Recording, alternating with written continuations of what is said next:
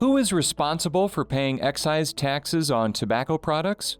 Well, if the product is exported to another country, it's usually not taxed in the U.S. But when tobacco products are sold domestically, various excise taxes and sales taxes apply. Let's look at an example. When a manufacturer sells a product to a wholesaler, the manufacturer is responsible for any federal excise tax on the product. In order to cover the cost of the tax, the manufacturer usually includes the excise tax as a line item on the invoice.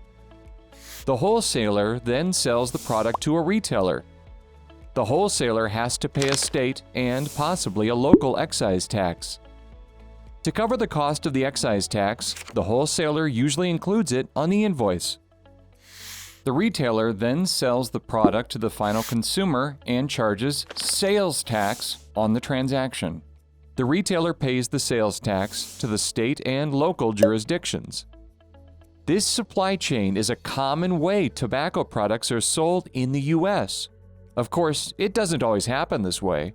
For example, a wholesaler may decide to sell directly to the consumer, cutting out the retailer.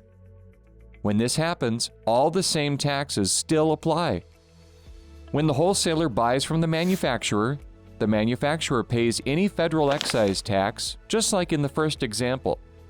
When the wholesaler sells directly to the consumer, the wholesaler again pays the state and local excise taxes. The excise tax is usually calculated based on the wholesale price of the goods. The costs of the excise taxes are included in the product's retail price, which is paid by the consumer. On top of the retail price, the wholesaler collects sales tax from the consumer and pays the sales tax to the state and local jurisdictions. This means that the wholesaler is responsible for paying both excise tax and sales tax when they sell direct to consumers.